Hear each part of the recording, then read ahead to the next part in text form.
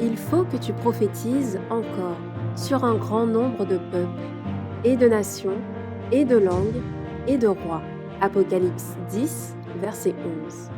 Telle est la mission que nous avons accepté de remplir jusqu'à ce que la terre soit éclairée de la gloire de Dieu.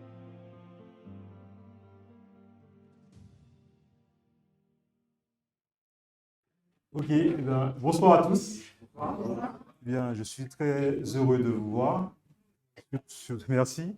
Surtout que nous sommes à la veille du sabbat de l'Éternel. Et donc, nous sommes déjà en pleine fin de préparation. Voilà. Et avant de pouvoir continuer sur ce que j'ai à vous dire ce soir, j'aimerais qu'on puisse invoquer la présence de notre Dieu par la prière.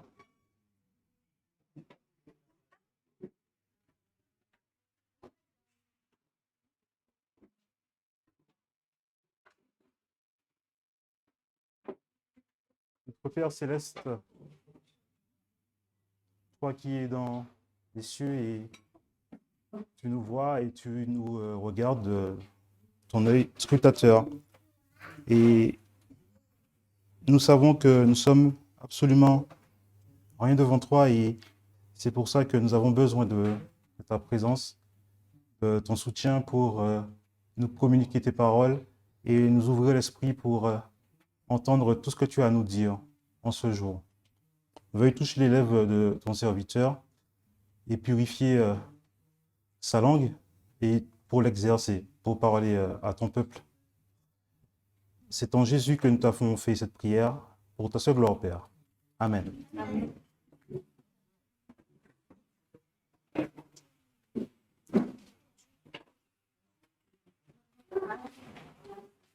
Très bien. Eh bien, le message de ce soir est basé notamment sur le chapitre 13 du livre Événements des derniers jours. Donc, le chapitre 13 des Événements des derniers jours de la sœur White. Et alors, plus précisément, le chapitre 12, l'Événement des derniers jours, écrit par la messagère du Seigneur, et s'intitulait Le crible. Mais j'ai décidé de titrer ce message L'Église de Dieu face au crible. Et pour comprendre ce titre, j'aimerais que vous compreniez ce titre avec moi. Nous allons d'abord consulter le livre de Jacques. Alors, ce ne sera pas affiché, donc je vous demande de prendre vos Bibles. Le livre de Jacques, donc Jacques, chapitre 1, les versets 22 à 25. Jacques, chapitre 2.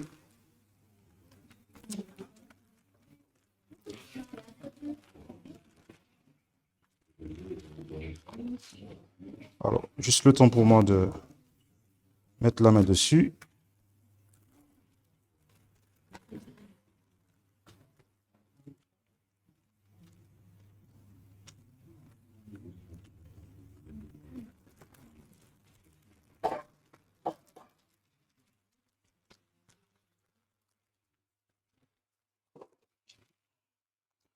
Très bien. Donc, Jacques, chapitre 1, versets 22 à 25. C'est pour répondre à la question, comment écouter la parole de Dieu, ou plus précisément, comment écouter le message de ce soir et en général, tous les autres messages qui sont donnés par les prédicateurs ou orateurs. Il est dit au verset 22, « Mettez en pratique la parole et ne vous bornez pas à l'écouter en vous trompant vous-même par de faux raisonnements. Car si quelqu'un écoute la parole et ne la met point en pratique, il est semblable à un homme qui regarde dans un miroir son visage naturel et qui, dès qu'il s'est regardé, s'en va et oublie aussitôt quel il était. Mais celui qui aura plongé ses regards dans la loi parfaite, celle de la liberté, et qui aura persévéré, n'étant pas un auditeur oublieux, mais pratiquant les œuvres, celui-là sera heureux dans ce qu'il aura fait. Amen. Donc, en fait, c'est ce cette méthode de lecture, puis-je dire, qui conduira notre étude de ce soir. Alors, l'Église de Dieu face au crible. La première question qu'on puisse se poser, c'est qu'est-ce que le crible? Alors, je vous propose une définition du dictionnaire et notez bien ce qui va suivre. Alors, source Larousse, nom masculin, action de passer au crible. Donc, le premier sens, le criblage des grains. Le deuxième sens, opération de triage des matériaux en vue du classement granulométrique. Ensuite, l'Église du Christ a été, est et sera objet du criblage. Alors, ce titre, cela aussi, il faut l'expliquer. Il faut comprendre que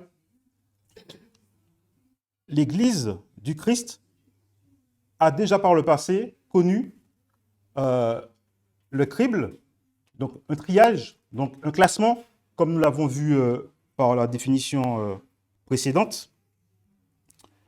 Et donc, nous allons développer tout cela. Le crible du peuple de Dieu prophétisé. Dans Daniel 10, verset 14 et 12, verset 1 que nous lirons ensuite, ou 21 plus précisément. Ok. Verset 14, il est dit « Et je viens maintenant pour te faire entendre ce qui doit arriver à ton peuple dans les derniers jours, car la vision s'étend jusqu'à ces jours-là. » Et au verset 12, verset 1, non 21, mais 12, verset 1, c'est une erreur, mais en haut, ça a été bien indiqué. « En ce temps se lèvera Michaël, le grand chef qui tient ferme pour les enfants de ton peuple. Et ce sera un temps de détresse, tel qu'il n'y en a point eu depuis qu'il existe des nations jusqu'à ce temps-là. » Et notez les dernières phrases. « Ton peuple échappera, savoir quiconque sera trouvé inscrit dans le livre. » Si nous gardons seulement ce qui est écrit en rouge, donc les deux, si on les met ensemble, ce qui doit arriver à ton peuple dans les derniers jours, d'accord? On prend cette première partie. Ensuite, la deuxième, donc ce qui doit arriver, ton peuple échappera, savoir quiconque sera trouvé inscrit dans le livre. Si on prend le temps de bien prendre chaque mot, on comprend la chose suivante, c'est que s'il y a des noms qui sont inscrits dans un livre, d'accord? Donc ton peuple échappera, savoir quiconque sera trouvé inscrit dans le livre, c'est que ça laisse penser qu'il y a de ceux qui ne seront pas inscrits dans le livre. Et en fait, c'est ce qui doit arriver dans les derniers jours. Et on parle de qui? Est-ce qu'on parle, je ne sais pas, du monde, Est-ce que ça nous concerne? En tout cas, il est bien indiqué, ton peuple, d'accord? Échappera, et ton peuple, il faut savoir que Daniel faisait partie du peuple d'Israël, donc on parle du peuple d'Israël. Or, les derniers jours qui sont prophétisés ici, c'est ce qui nous concerne, d'accord, de notre temps. Donc, en fait, nous savons qu'il y a l'Israël spirituel, et je crois que vous et moi, nous nous réclamons d'être participants de ce peuple. Très bien. Donc, en fait, là, le texte est clair. Il y a, en fait, dans un livre, bien que c'est écrit le livre, d'accord, c'est un livre précis qui est indiqué, il y aura des noms qui seront inscrits. On pourrait se demander, c'est quel type de livre? Est-ce que c'est un livre terrestre ou est-ce que c'est un livre céleste? Nous allons pouvoir développer cela. Alors, l'inscription de nos noms et de nos activités dans l'Église ne sont pas gages de notre salut. Alors, pourquoi fais-je une telle déclaration? Puisque nous pouvons lire dans le Christian Service, dans la page 41 en 1893, on peut le voir aussi dans Événements des derniers jours, la page 131, paragraphe 1, il est dit « C'est un avertissement solennel que j'adresse à l'Église. Il n'y a pas une personne sur 20 dont les noms sont inscrits sur les registres de l'Église. qui soit prête à conclure son histoire terrestre. Presque toutes se trouvent aussi complètement coupées de Dieu et sans espoir dans le monde que les pécheurs les plus communs. Alors, je vous demande de pouvoir bien enregistrer ce qui est dit. Je vais le relire d'ailleurs. Il est dit par la message du Seigneur, c'est un avertissement solennel que j'adresse à l'Église. Il n'y a pas une personne sur 20. Nous sommes combien ici, à peu près? D'accord. Il n'y a pas une personne sur 20 dont les noms sont inscrits sur les registres de l'Église, d'accord, qui soit prête à conclure son histoire terrestre. Presque toutes se trouvent aussi complètement coupées de Dieu et sans espoir dans le monde que les pécheurs les plus communs.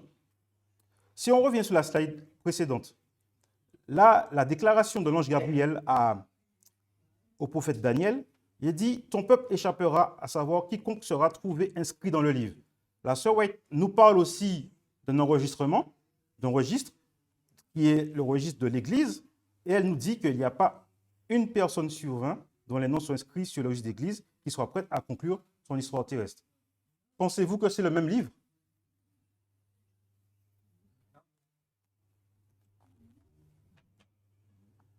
Je ne sais pas, il n'y a pas de réponse. J'ai entendu une seule réponse, mais je ne sais pas si c'est pas le même livre.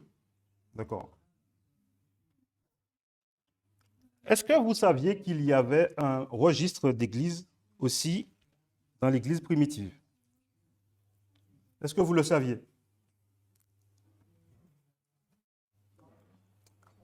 Eh bien, on va le découvrir tout de suite.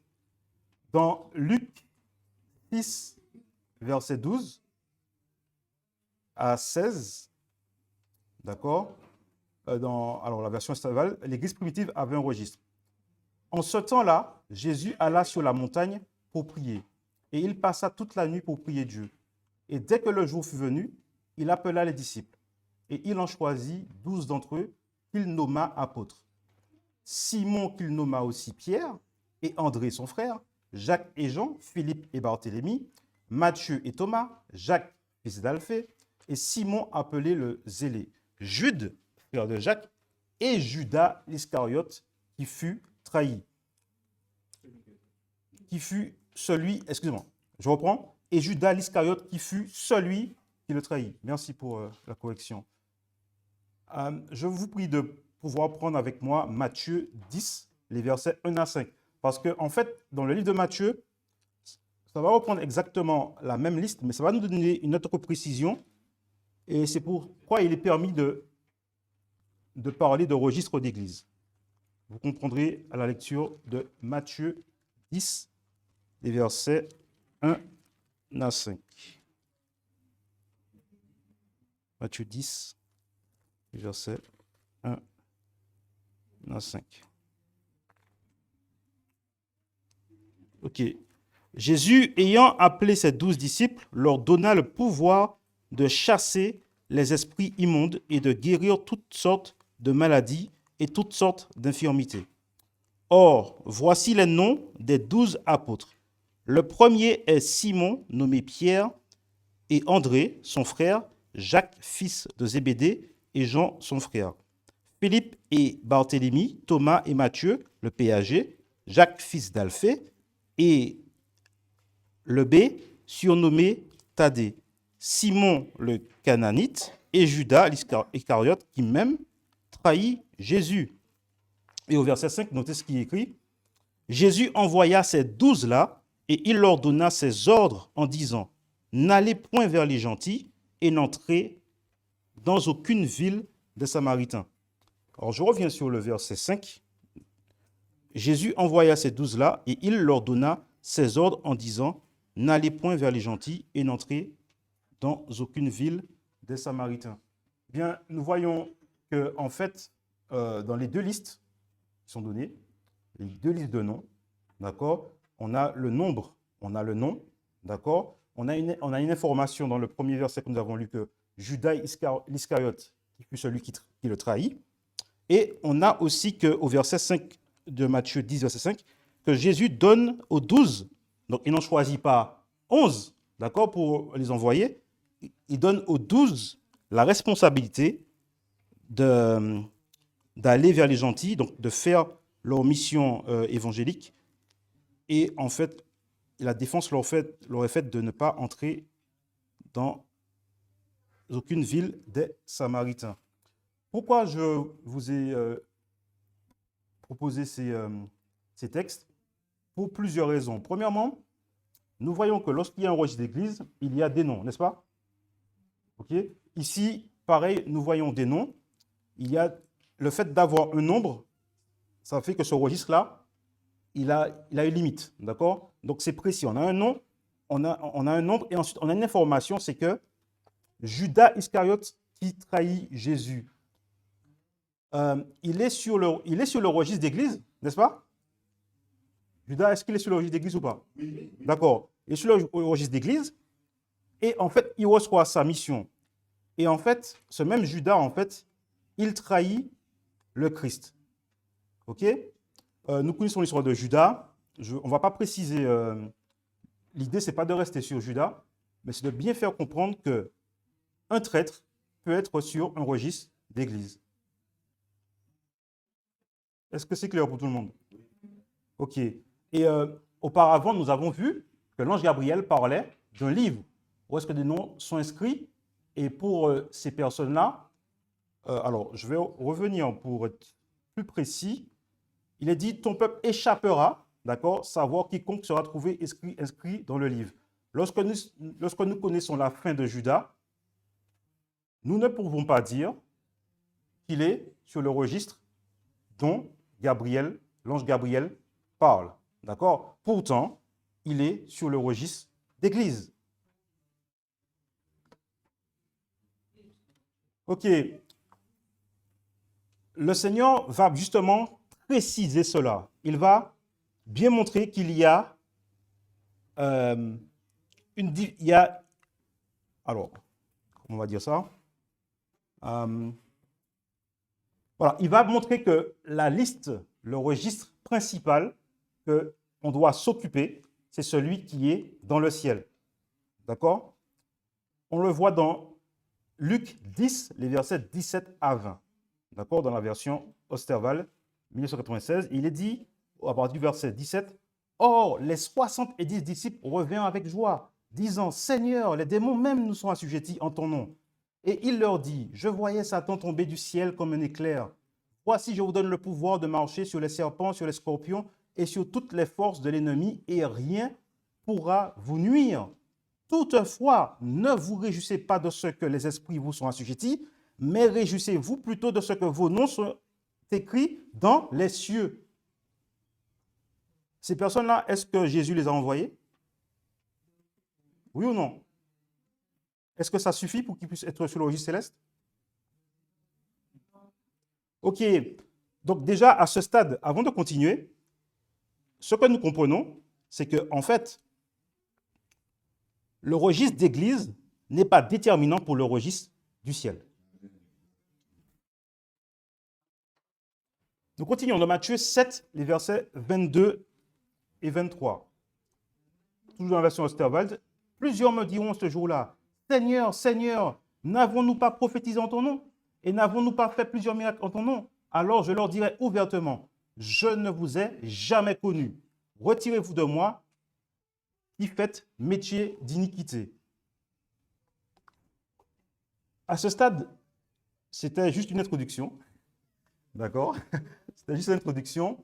Nous allons entrer maintenant dans ce qu'on appelle le crible. Mais nous pouvons parler du crible de Satan. D'accord? Nous verrons ça premièrement. Car Satan aussi opère un crible, et nous le verrons dans quelle dimension. Et ensuite, nous terminerons avec le crible qu'opère notre Dieu. D'accord? Un crible de l'Église par Satan. Et nous pouvons le vérifier tout de suite dans Luc 22, les versets 31 à 32, dans la version Luc II. Et il est dit, verset 31, le Seigneur dit, Simon, Simon, Satan vous a réclamé pour vous cribler comme le froment. Mais j'ai prié pour toi, afin que ta foi ne défaille point. Et toi, quand tu seras converti, affermis tes frères. Nous devons être clairs sur ça, c'est que Satan, lui aussi, il opère un crible, un crible qui a pour volonté de nous faire déchoir de la promesse que Dieu nous a donnée, la promesse de sa grâce et du salut par Jésus-Christ. Et il va tout faire pour arriver à son but. Il faut qu'on ait conscience de ça. Et dans cette parole-là, il y a une déclaration solennelle, d'accord, de Jésus. Et en même temps, il y a la réponse au crible de Satan, puisque le Seigneur dit, Simon, Simon, Satan vous a réclamé pour vous cribler comme le froment. Est-ce que l'histoire s'arrête là? Non. Mais j'ai prié pour toi, afin que ta foi ne défaille point. Et toi, quand tu seras converti, affermis tes frères.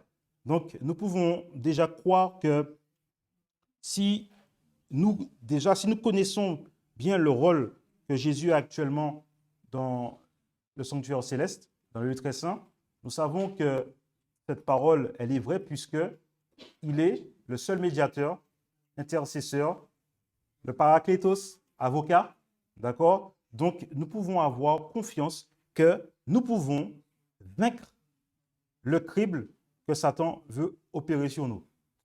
Prochaine slide. Jean 16, verset 33, dans la version Martin.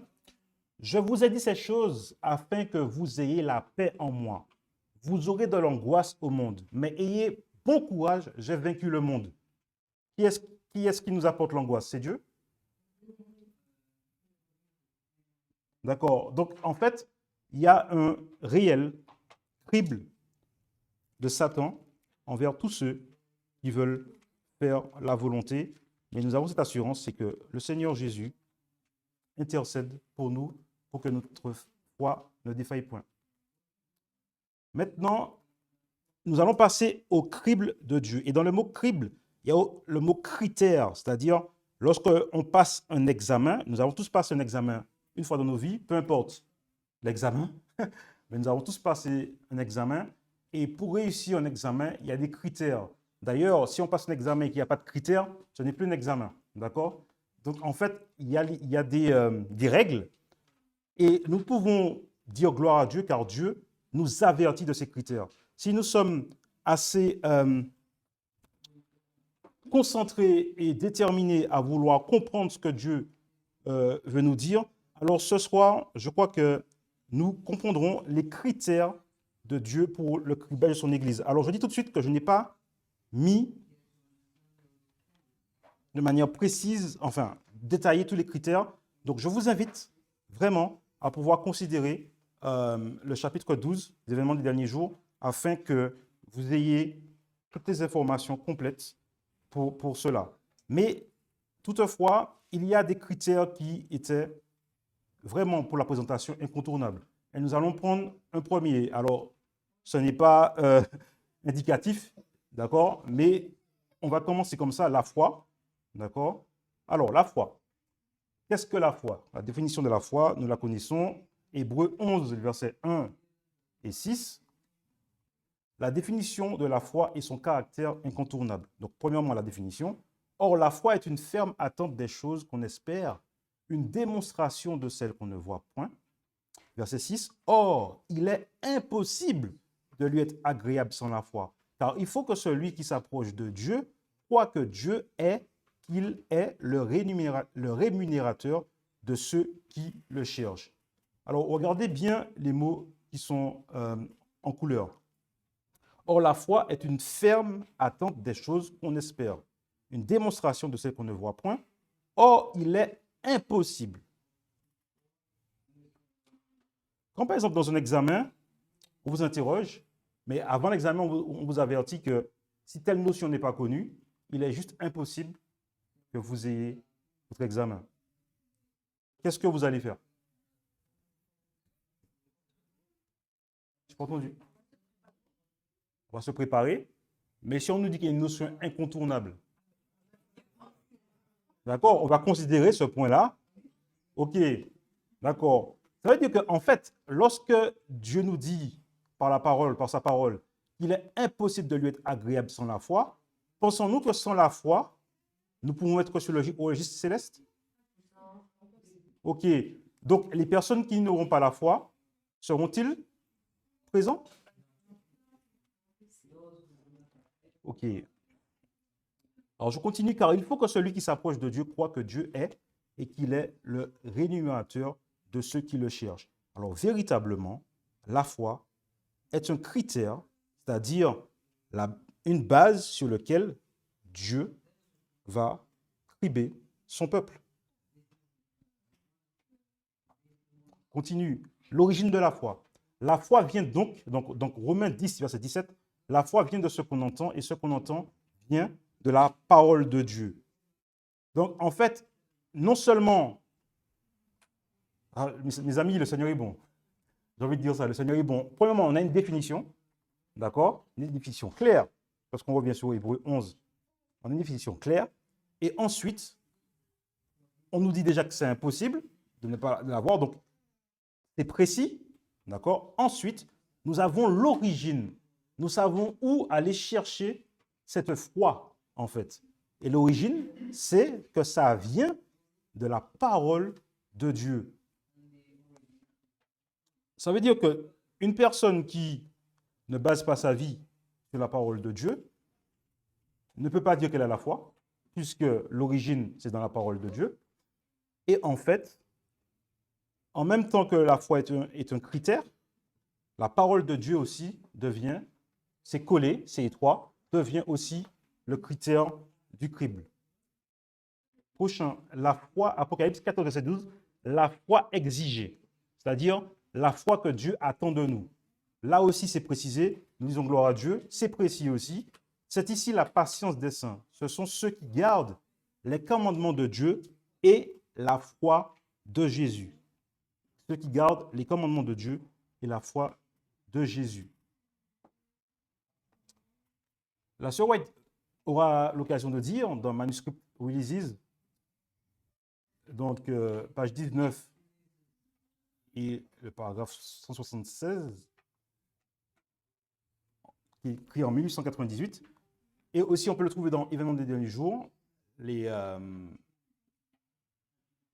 la page 131, paragraphe 2, et il est dit « Ceux qui ont eu l'occasion d'entendre et de recevoir la vérité et qui font partie de l'Église adventiste du septième jour, se désignant comme le peuple de Dieu, qui garde ses commandements, et cependant n'ont pas une foi vivante et une consécration à Dieu plus authentique que les églises nominales, seront frappés par les plaies de Dieu tout aussi bien que les églises qui s'opposent à la loi de Dieu. » Alors, cette phrase, elle est vraiment à considérer hautement parce que nous ne pouvons pas nous satisfaire d'avoir une foi faible, une foi qui manque d'authenticité. Si dans le peuple de Dieu, il y a ce genre de foi, eh bien, rappelons-nous ce que nous avons lu au début. Nous avons lu Jacques, qui nous disait que, en fait, nous devons, lorsque nous voyons la parole de Dieu, donc c'est un miroir, d'accord? Elle nous montre ce que nous sommes. Et si nous nous satisfaisons de ce qu'on a vu sans faire des réformes, d'accord? Je paraphrase, mais c'est l'idée. Si on ne fait pas les réformes qu'il faut, en fait, on est comme quelqu'un qui a regardé le miroir et qui est parti, en fait, et qui a oublié. Mais mes amis, ce qui nous est dit là par la messagère, c'est-à-dire que si nous n'avons pas une foi vivante, nous serons frappés par les plaies de Dieu tout aussi bien, ça veut dire au même niveau, d'accord? On peut dire ce qu'on veut, on peut dire qu'on a la vérité présente, on peut dire que je connais le Père et le Fils, etc. Si nous n'avons pas une foi vivante, nous serons frappés comme les églises qui s'opposent à la loi de Dieu. Je ne sais pas si ça vous interpelle, mais en tout cas, moi, quand j'ai lu ça, ça m'a juste réveillé, en fait. OK. Prochain critère pour le crible, après la foi, nous avons l'amour de Dieu. Oui, mes amis, l'amour de Dieu est un critère pour le crible du peuple de Dieu. Nous allons voir pourquoi. Et je vous prie avec moi de prendre 1 Corinthiens 13. 1 Corinthiens 13. Nous n'allons pas tout lire, mais nous allons lire une bonne partie quand même. 1 Corinthiens chapitre 13.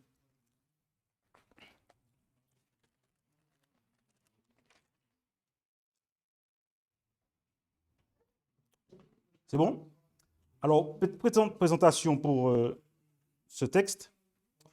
Il est parlé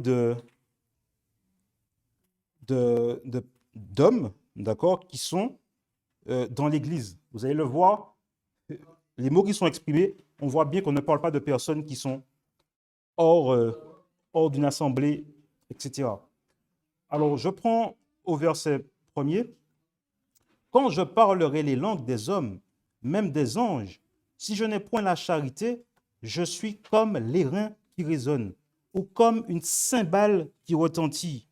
Et quand même j'aurai le don de prophétie, et que je connaîtrai tous les mystères et toute la science, et quand même j'aurai toute la foi jusqu'à transporter les montagnes, si je n'ai point, donc c'est dit la charité, mais l'amour, je ne suis rien. Et quand même, je distribuerai tous mes biens pour la nourriture des pauvres. Donc ça ressemble, Seigneur, n'avons-nous pas prêché en ton nom, etc.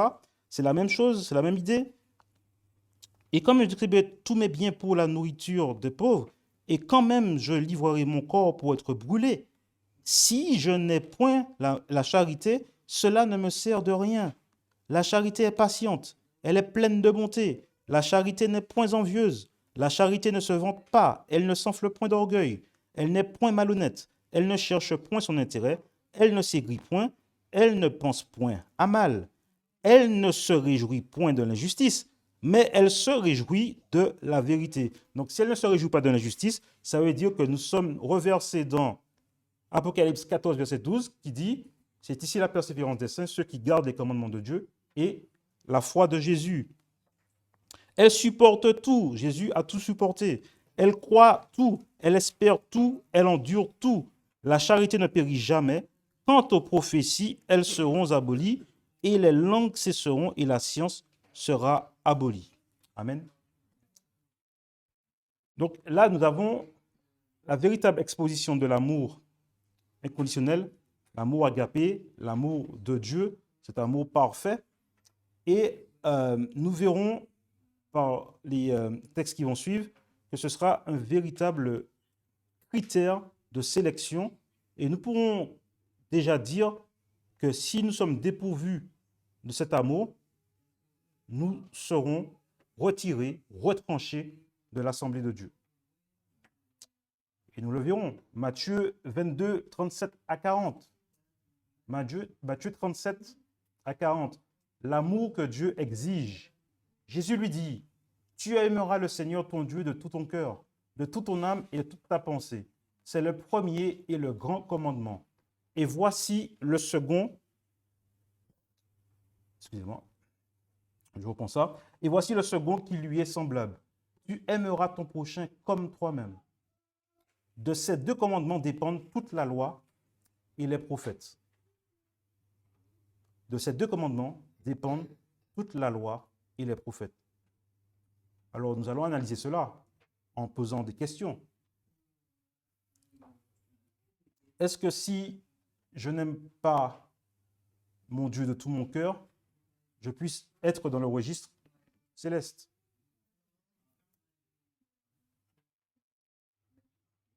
Est-ce que si j'aime pas Dieu de toute mon âme, je puisse être sur le registre céleste? Ok. Et la raison pour laquelle nous sommes sûrs que nous ne pouvons pas être sur le registre céleste, si nous n'avons pas l'amour de Dieu, c'est tout simplement que Jésus a synthétisé les 10 commandements. Or, le péché, c'est quoi? Ok. Et si j'aime pas mon Dieu de tout mon cœur, eh bien, je pêche contre les commandements de Dieu. Est-ce que nous sommes bien conscients de ces choses, mes amis?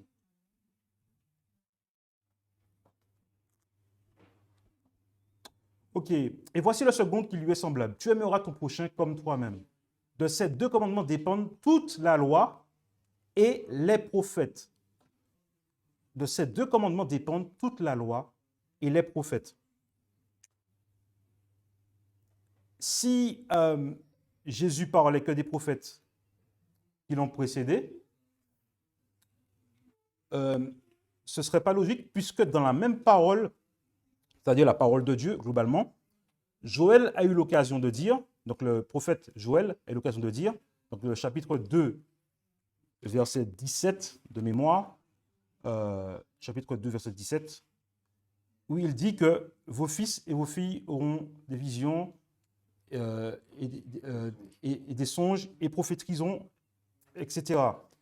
Et en fait, ce qui est là, c'est que, en fait, lorsqu'on lit vos fils et vos filles, je faisais ça souvent à des personnes de réflexion, la messagère du Seigneur, elle s'appelle servante, on l'appelle servante du Seigneur. Donc, Joël, en fait, prophétisait pour elle, en fait.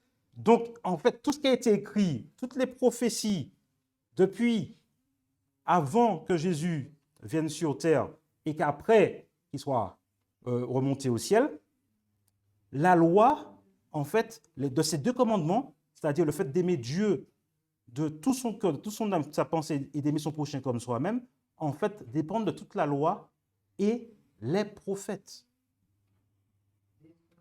Donc, au passage, je le dis comme ça, si nous rejetons l'esprit de prophétie, est-ce que, pareil, la même question? D'accord, très bien. Donc, nous passons à la stade suivante. Jean 14, verset 21. L'amour de Jésus, c'est la conservation de ses commandements. Et oui, au verset 21, il est dit, celui qui a mes commandements et qui les garde, c'est celui-là qui m'aime. Et celui qui m'aime sera aimé de mon Père, et je l'aimerai et je me ferai connaître à lui. L'amour qu'on a pour Jésus est égal à la conservation des commandements. Je suis désolé, mais nous allons reposer cette même question. Est-ce que si je n'aime pas Jésus comme il faudrait, comme la parole me l'indique, puis-je être sur le registre céleste? Et nous redisons que Judas était sur le registre d'église.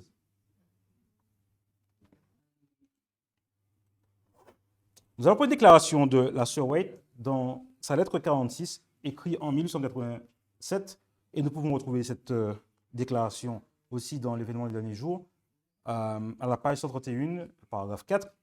Le crible sera secoué. Le moment venu, l'ivraie sera séparée du bon grain. Parce que l'iniquité abonde, l'amour du plus grand nombre se refroidira. C'est alors que l'authentique sera plus fort. Nous revenons sur cette précédente. Nous avons vu qu'il y a un lien entre le fait d'aimer Dieu et d'aimer le Christ et son Père avec la conservation des commandements. Et ce que la sœur White va dire nous fait bien comprendre la chose, puisque c'est parce que l'iniquité abonde, c'est-à-dire le péché, que l'amour du plus grand nombre se refroidira. Ça veut dire que plus il y a des péchés, moins il y a d'amour. Est-ce que nous comprenons ces choses-là aussi? Il est dit après que c'est alors que l'authentique sera plus fort. Évidemment, l'amour de Dieu est donc bien un critère pour le crible de son Église. Un autre critère est aussi important pour le crible, pour la sélection, pour le triage, pour le classement. Événement des derniers jours, page 133, paragraphe 4. Je demandais la signification du crible que j'avais vu. Et on me montra qu'il était provoqué par le témoignage fidèle réclamé par le témoin fidèle au Laodicéen. Il aura son effet sur le cœur de l'auditeur et le conduira à exalter la loi et annoncer droitement la vérité. Certains ne supporteront pas ce témoignage fidèle. Ils se dresseront contre lui et cette révolte provoquera le crible parmi le peuple de Dieu. D'accord? Donc là, nous voyons que le témoignage fidèle réclamé par le témoin fidèle au Laodicéen va créer en fait une révolte, car certains ne supporteront pas ce témoignage fidèle. Nous pouvons lire cette déclaration-là aussi dans Testimonies for the Church, page 1, paragraphe 181, écrit en 1857. Alors maintenant, nous devons nous demander quel est le témoignage fidèle demandé aux Laodicéens. Et pour cela, je vous invite à prendre vos Bibles. D'accord, les textes ne seront pas affichés. Apocalypse 3, les versets 14 à 22. Et nous menons l'investigation pour savoir quel est le témoignage fidèle demandé aux Laodicéens. Donc, Apocalypse 3, versets 14 à 22. Et si quelqu'un a trouvé, qu'il puisse lever la main pour que je puisse lire. Ok, très bien, merci. Donc, au verset 14, il est dit « Écris aussi à l'ange de l'église de Laodicée. Voici ce que dit l'Amen, le témoin fidèle et véritable, le principe de la création de Dieu. Je connais tes œuvres, je sais que tu n'es ni froid ni bouillant. Oh, si tu étais froid ou bouillant, ainsi, parce que tu es tiède, ni froid ni bouillant, je te vomirai de ma bouche. Car tu dis, je suis riche, je me suis enrichi, et je n'ai besoin de rien. Et tu ne connais pas que tu es malheureux et misérable, et pauvre et aveugle et nu. Je te conseille d'acheter de moi de l'or éprouvé par le feu pour devenir riche et des vêtements blancs pour être vêtu et que la honte de ta nudité ne paraisse point, et un collier pour oindre tes yeux afin que tu vois. Je reprends et je châtie tous ceux que j'aime. Aie donc du zèle et te repens. Voici, je me tiens à la porte et je frappe. Si quelqu'un entend ma voix et m'ouvre la porte, j'entrerai chez lui et je souperai avec lui et lui avec moi. Celui qui vaincra, je le ferai asseoir avec moi sur mon trône, comme moi j'ai vécu et suis assis avec mon Père sur mon trône. Que celui qui a des oreilles écoute ce que l'Esprit dit aux églises. Amen. Donc, nous voyons que il est demandé dans ce que nous venons de lire, si nous pouvons résumer en quelques mots, une réforme sérieuse, d'accord?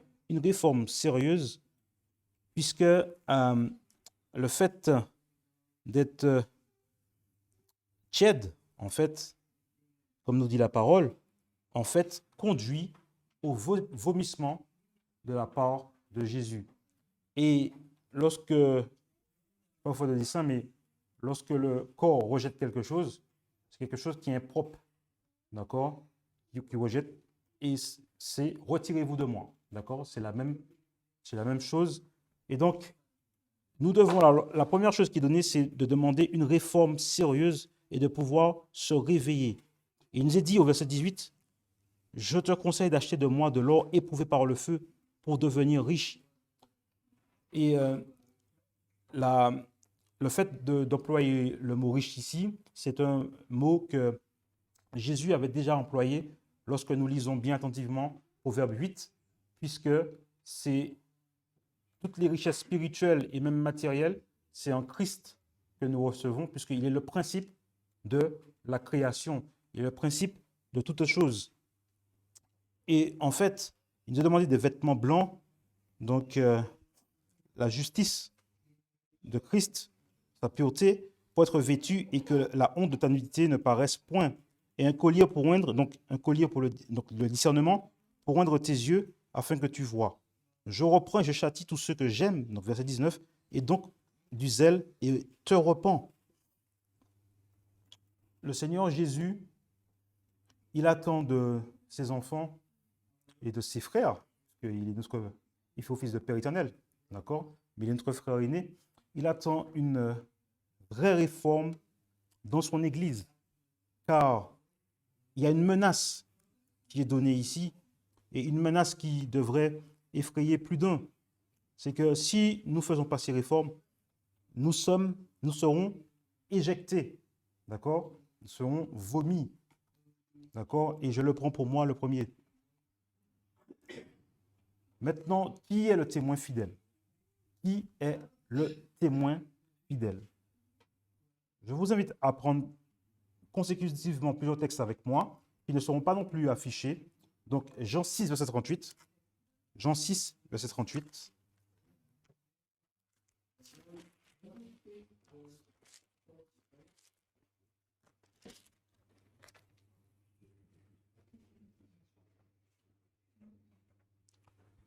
Ok, je m'en vais vous lire ce texte. Donc, on est dans Jean 6, verset 38. Car je suis descendu du ciel pour faire non ma volonté, mais la volonté de celui qui m'a envoyé. Nous allons prendre aussi Jean 17, les versets 6 à 8. Jean 17, les versets 6 à 8.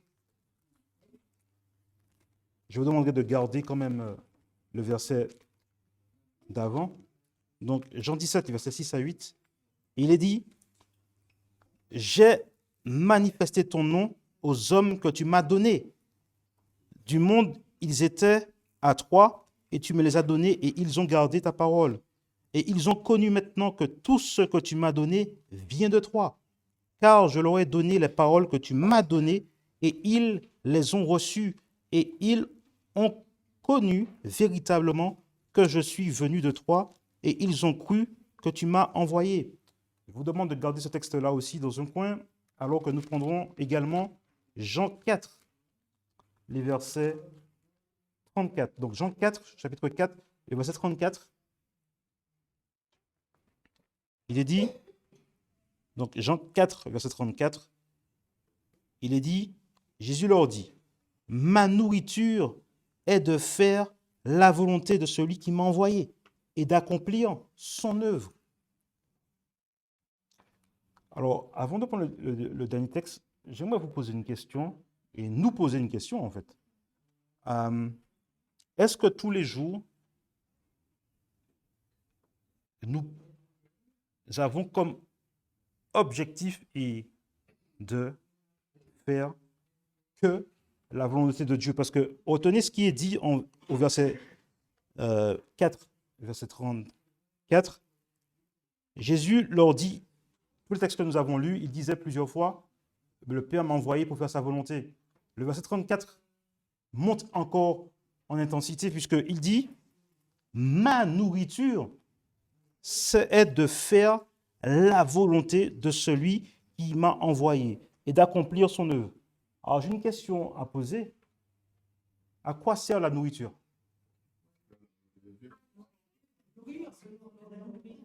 Si on ne se nourrit pas pendant un certain temps, on meurt. Mais pesez la parole que Jésus est en train de dire. Ma nourriture est de faire la volonté de celui qui m'a envoyé d'accomplir son œuvre. Jésus met comme seule base de son existence la volonté, faire la volonté de son Père. Les amis, avons-nous cet esprit-là? Eh bien, gloire à Dieu, parce que si nous ne l'avons pas, si ce message est donné, c'est pour nous réveiller à ce niveau-là. Alors, nous allons prendre maintenant Luc 22, verset 42. Luc 22, verset 42. Et nous verrons, nous avons vu dans Jean 4, verset 34, que la nourriture de Christ, c'est de faire la volonté de son Père. Et vous allez voir que Jésus, il va mettre en acte ce qu'il vient de dire. Parce que notre Sauveur, c'est un être de parole, mais c'est aussi, surtout, un être d'acte. Ce qu'il dit, il le fait. Et nous allons le voir. Donc, Luc 22, verset 42, il est dit, en disant, Père, si tu voulais éloigner cette coupe de moi, toutefois que ma volonté ne se fasse point, mais la tienne. Rappelez-vous ce qui a été dit. Ma nourriture, c'est de faire ta volonté. Et il l'a appliqué jusqu'à la mort de la croix, mes amis.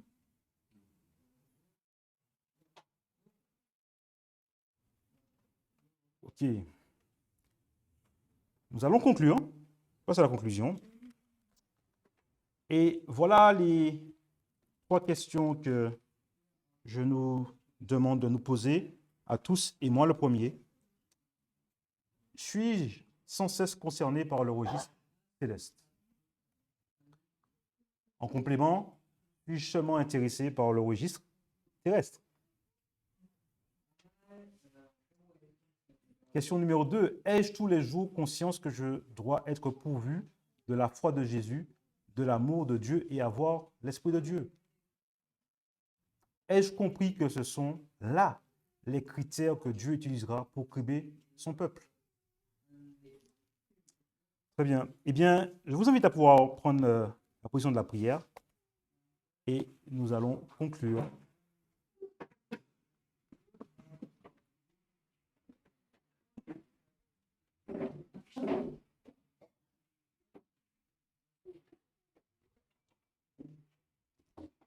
Père Céleste, Dieu Tout-Puissant, nous te remercions pour tout ce que tu nous as donné aujourd'hui comme déclaration, comme critère clair pour le criblage que tu as déjà opéré, que tu opères et que tu opéreras encore, afin que ton assemblée, celle qui t'a choisi pour te rejoindre par Jésus, là où tu es, puisse être trouvée pure et sanctifiée.